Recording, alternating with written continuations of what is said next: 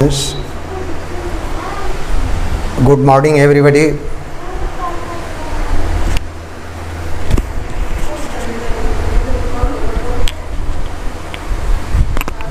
ये कहाँ चला गया?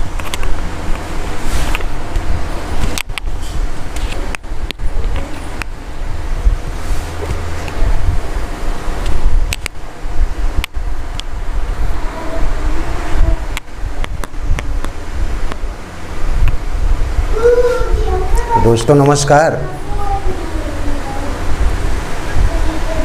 नमस्ते। कैसे हैं आप लोग? एकदम आप लोगों की शुभकामनाएं है। और इधर 2 दिन काफ़ी डिस्टर्ब रहा है, लेकिन वो डिस्टर्बेंस सब दूर हो गई है। तो मैं समझता हूँ कि 2 टेस्ट आप लोगों तक पहुँचे थे और उसका डिस्कशन हो जाए।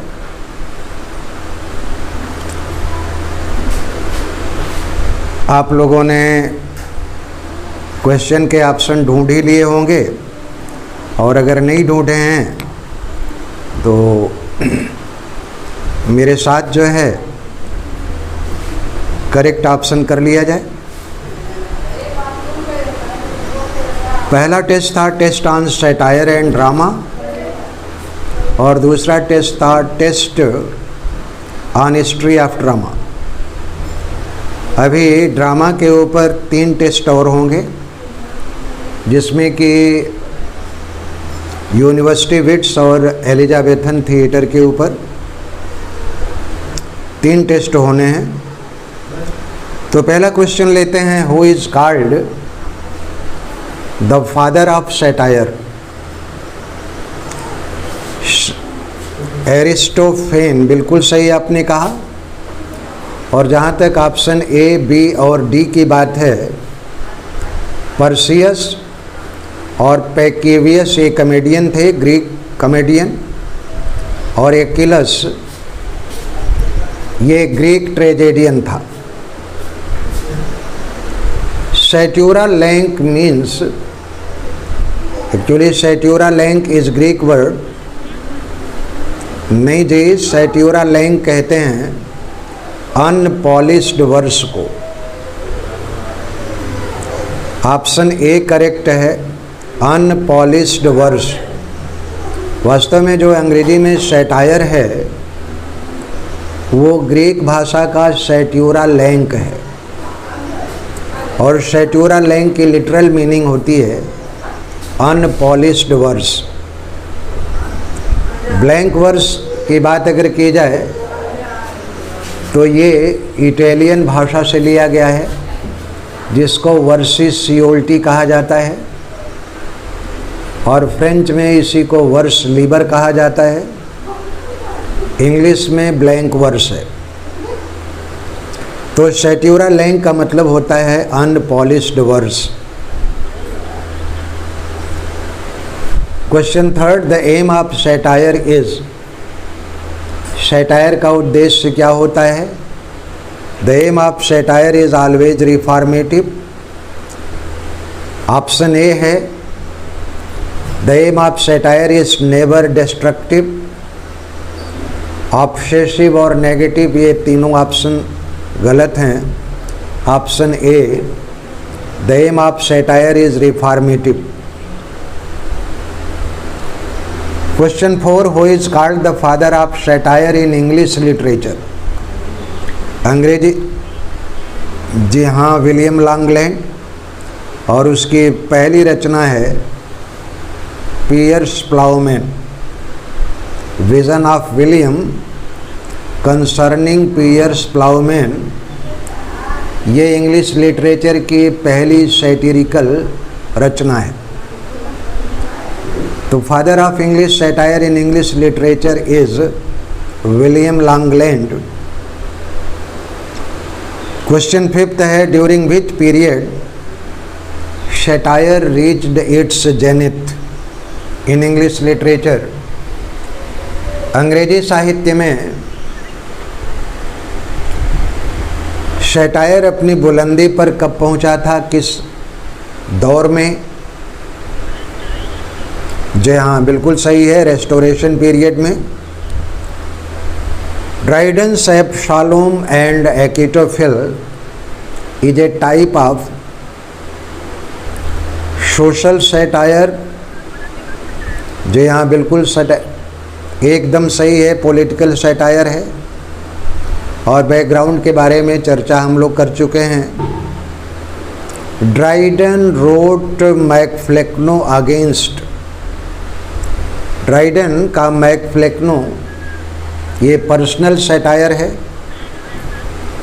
बिल्कुल ऑप्शन सही है आपका, सैडवेल। और जहाँ तक जुवेनल की बात की जाए और पर्सियस की बात की जाए तो ये पर्सियस और जुवेनल दोनों लोग सैटेरिस्ट थे, लेकिन ड्राइडन का जो मैकफ्लेक्नो पर्सनल सैटायर है वह विलियम सैडवेल के अगेंस्ट लिखा गया। विलियम सैडवेल और ड्राइडन दोनों पहले मित्र थे, लेकिन जब जेम्स सेकेंड ने लॉरेटशिप का पद छीन लिया ड्राइडन से और उसकी जगह पर सैडवेल को पोएट लॉरेट बना दिया, तो ईर्ष्यावश ड्राइडन ने मैकफ्लेक्नो लिखा था। और अंग्रेजी में मैक का मतलब होता है बेटा, फ्लेक्नो नाम है पूरी की पूरी, जिसके बारे में चर्चा हो चुकी है। Byron in his vision of judgement condemns, हाँ जी हाँ, बिल्कुल, रॉबर्ट सदी की उसने आलोचना किया है, क्योंकि विजन ऑफ जजमेंट ये बायरन ने तब लिखा जब सदी ने अंधे राजा की प्रशंसा की थी और उसकी गलत पॉलिसी को भी उचित ठहराया था, जिसके विरोध में बायरन ने सदी की आलोचना करते हुए विजन ऑफ जजमेंट लिखा। Arms and the man is satire against, बिल्कुल सही है, फॉल्स ग्लोरिफिकेशन ऑफ वार और अगेंस्ट हायर लव। तो ऑप्शन डी करेक्ट है, both A and B, right. Butler Hudibras is, Butler ने जो हुडिब्रा लिखा वो सैटायर है। स्पेंसर्स प्रोस्पोपिया, प्रोस्पोपिया का एक और टाइटल है mother Hudibras tell. Mother Hudibras tell का मूल टाइटल स्पेंसर ने प्रोस्पोइया लिखा था। जी फिर से आप सही कर लें, इसमें मैंने एक ऑप्शन डालना भूल कर दी। It is satire against contemporary dramatist and aristocratic woman both. तो ऑप्शन डी में थोड़ा सा सुधार कर लें, बोथ ए एंड बी। लिखना भूल गया हूँ। 11th क्वेश्चन का जो डी ऑप्शन है उसमें नन ऑफ दीज करके आप लिख लें both A and B. Mother Hudibras Tale में अपने समकालीन ड्रामेटिस्ट और एरिस्टोक्रेटिक वीमेन की आलोचना किया है।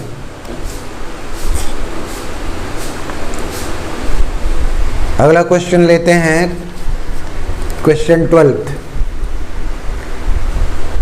Which country is called the cradle of drama?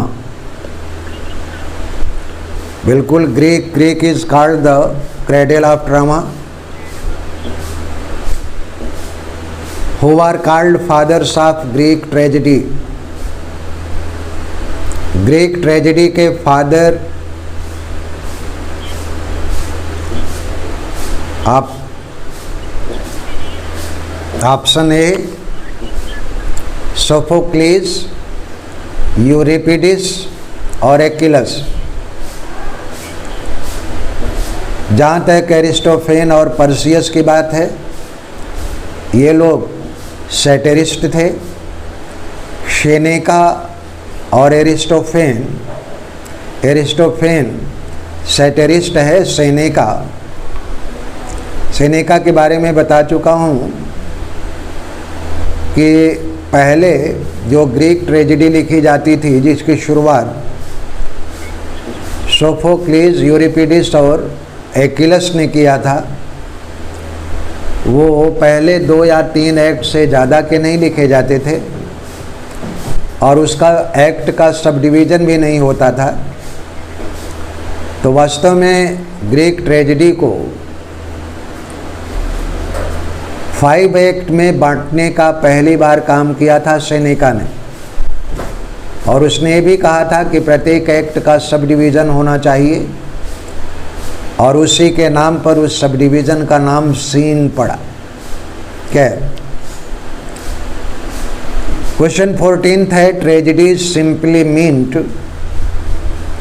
one of 3 serious plays presented before the satire play at dramatic festival. Tragedy के बारे में जी हाँ, बिल्कुल एक कंसेप्ट है ग्रीक का। वास्तव में जो डायोनीसिया नाम के शहर पर ड्रामेटिक कंपटीशन हुआ करता था प्राचीन यूनान में, तो उस फेस्टिवल में 3 ट्रेजिक प्ले जो है परफॉर्म किए जाते थे।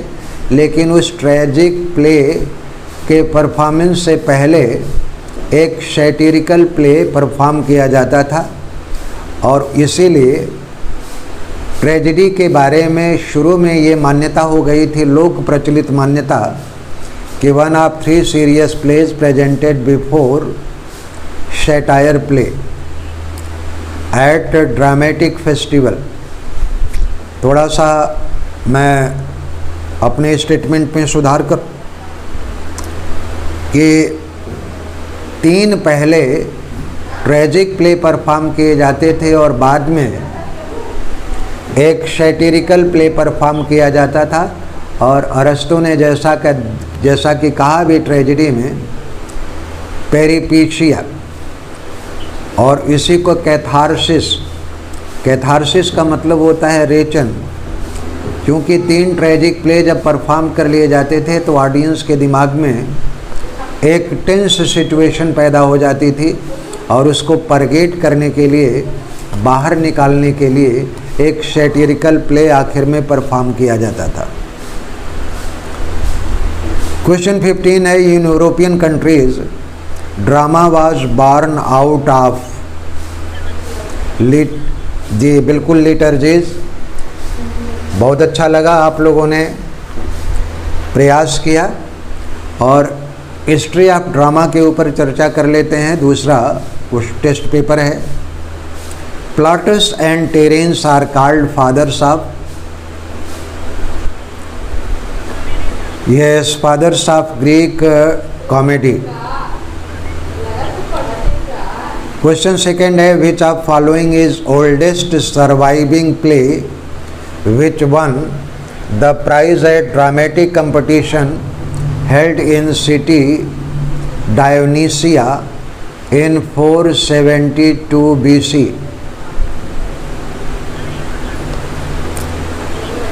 पर्सियन बिल्कुल सही है। किसने ऑप्शन दिया ये?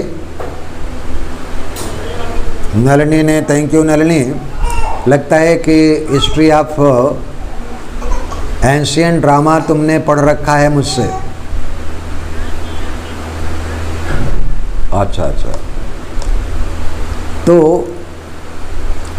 जीसस क्राइस्ट के भी जन्म से 472 वर्ष पहले ग्रीक के दक्षिण और उत्तर में नहीं, वो दक्षिण और पश्चिम में एक छोटा सा विकसित शहर था जिसको डायोनीसिया कहा जाता था। और ये आपको मालूम ही है कि डायोनीसिया में ही सबसे पहला विश्व का ड्रामेटिक कंपटीशन हुआ करता था।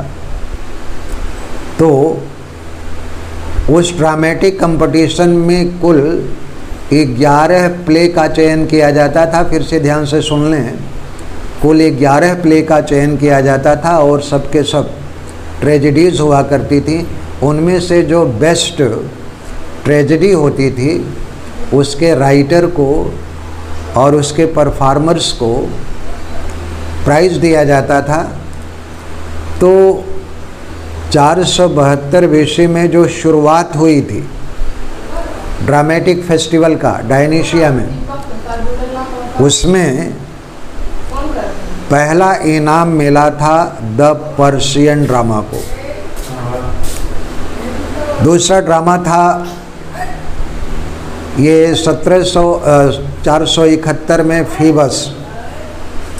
और फिर इसके बाद जब ओलंपिक गेम का स्टार्ट हुआ तो एंड्रोक्लीज के बारे में आप लोग पढ़े होंगे। और चौथा ऑप्शन है डी नन ऑफ दिस। तो दूसरे क्वेश्चन का जो पहला ऑप्शन है वो the Persians, option A. Who introduced satire play? Pilatus ने, बिल्कुल सही है, प्लाटस ने।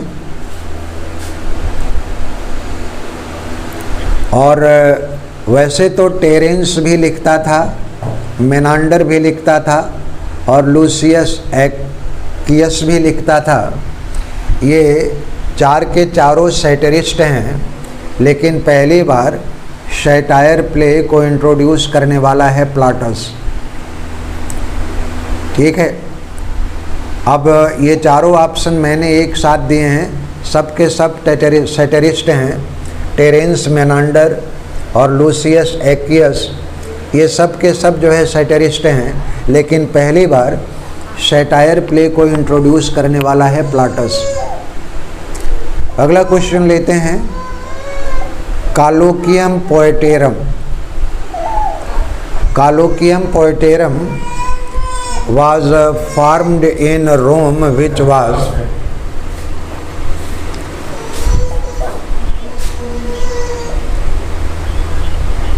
बिल्कुल सही है, guild of play writers, right. ये कोई पॉलिटिकल गिल्ड नहीं था और पॉलिटिकल गिल्ड को कॉलोकियम पोएटिटा कहा जाता था। तो कॉलोकियम पोएटेरम ये गिल्ड ऑफ प्ले राइटर्स, नाटक लेखकों का एक समूह था जिसको कहा जाता था कॉलोकियम पोएटेरम। क्वेश्चन 5 है, who is known the father of English tragedy? ये बिल्कुल सही है, मार्लो। लिली जो है ये यूनिवर्सिटी विट्स का लीडर था। थॉमस नैश के बारे में जानते हैं, पिकारेस्क नॉवेल को इंट्रोड्यूस करने वाला है।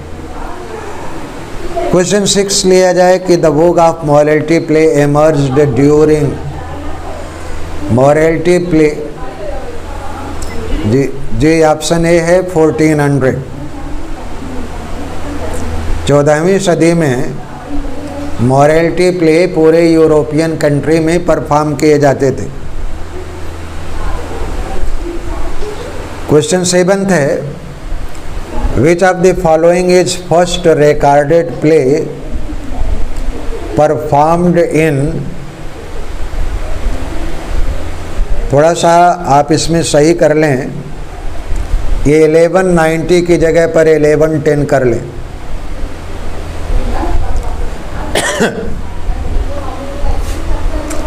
(1190) की जगह पर 1110 कर लें, मुझसे लिखने में भूल हुई है।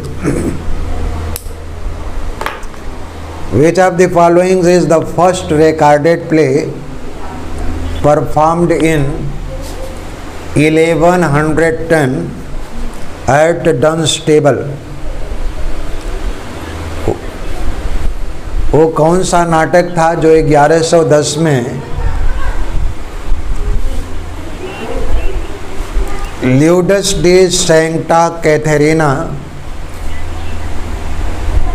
ल्यूडस डी सेंटा कैथरीना वास्तव में लैटिन प्ले था और जिसको इंग्लिश में ट्रांसलेशन करने का काम जॉफ्रे ऑफ मनमाउथ ने किया था। इंग्लिश वर्जन पेश किया था ल्यूडस डे सेंटा कैथरीना का, और जिसके बारे में ये रिकॉर्ड मिलता है कि पहली बार इसकी प्रस्तुति 1110 में डनस्टेबल नाम के स्थान पर की गई थी। और दूसरा ऑप्शन है एलिना। एलिना वास्तव में एक रोमांस था और ल्यूडस डे सेंटा मेरियाना ये भी एक नाटक था, लेकिन किसने लिखा था इसकी कभी कोई प्रस्तुति नहीं हुई थी। और फीबस के बारे में तो जानते ही, अभी इसके पहले टेस्ट पेपर 1 में जिसका जिक्र हुआ था। तो क्वेश्चन 7 का जो ऑप्शन है, करेक्ट ऑप्शन ए है। 8वां है which of following is known as the best morality play. Everyman जी नहीं, 4P ये मॉरलिटी प्ले नहीं है बल्कि इंटरल्यूड है।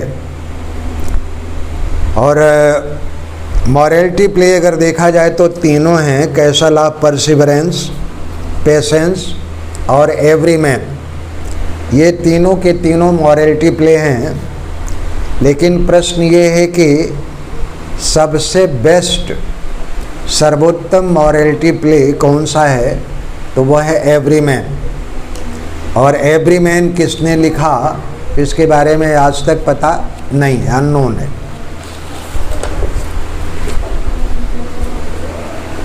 क्वेश्चन 10 है who is called the father of problem play. बिल्कुल सही है, नॉर्वे का ड्रामेटिस्ट था हेनरिक इब्सन। जहाँ तक बर्टोल्ड ब्रेच की बात की जाए, हैरोल्ड पिंटर की बात की जाए, आर्थर मिलर की बात की जाए, तो ये तीनों के तीनों प्रॉब्लम प्ले राइटर हैं। लेकिन फादर किसको कहा गया है, तो फादर है हेनरिक इब्सन। आगे बढ़ें। Which was the biggest professional guild of mystery and miracle play. जी हाँ, बिल्कुल सही है। यार्क साइकिल ये सबसे बड़ी साइकिल थी जिसमें कुल कितने प्ले थे, 48। चेस्टर साइकिल सबसे छोटी थी जिसमें 25 थे। वेकफील्ड साइकिल में कितने थे, बिल्कुल सही है, कोवेंट्री में।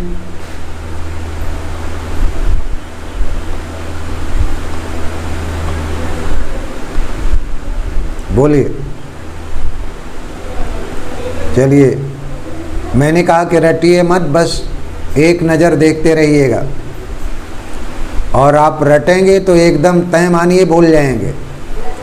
बस आपका काम केवल है इतना सा कि नोट्स को एक नज़र देखते जाइएगा, लेकिन ऑब्लिवियस माइंड से नहीं, थोड़ा प्रेजेंस ऑफ माइंड से, थोड़ा क्या पढ़ रहे हैं वो समझिएगा, रटिएगा मत। The pilgrim's progress is considered as. Pilgrims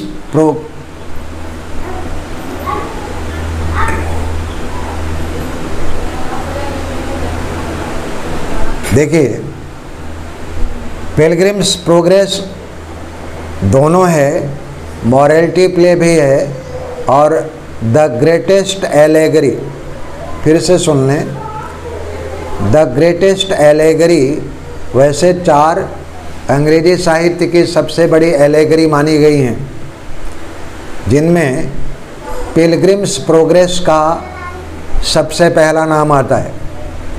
तो ये मॉरलिटी भी है और साथ में एलेगरी भी है। तो आप ये बताइए कि मैंने जानबूझ करके एलेगरी जो है इसमें ऑप्शन नहीं दिया था।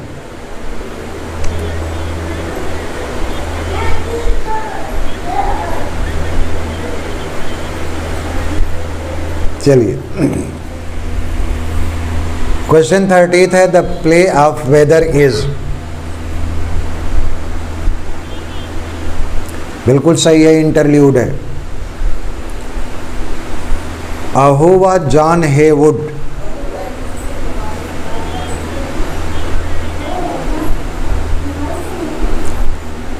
ऑप्शन डी इसका करेक्ट है। वास्तव में ये इंटरल्यूड राइटर भी था और क्वीन एन का कोर्ट विदूषक भी था। The entertainer of queen Anne और इंटरल्यूड राइटर। तो ऑप्शन आपका डी है, both B and C. 15th question की बात की जाए तो was writer of Ralph Roister डोएस्टर।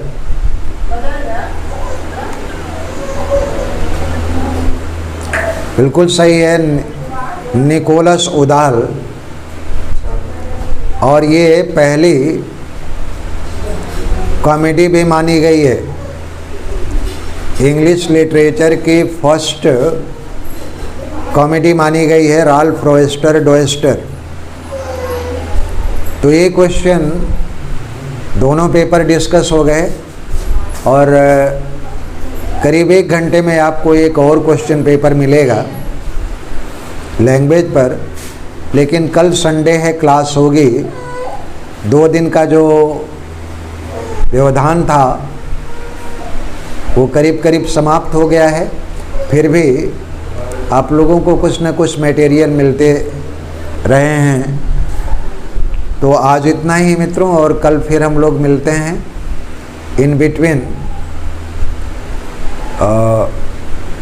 भाई नलिनी, मेरी बात सुन रही हैं आप?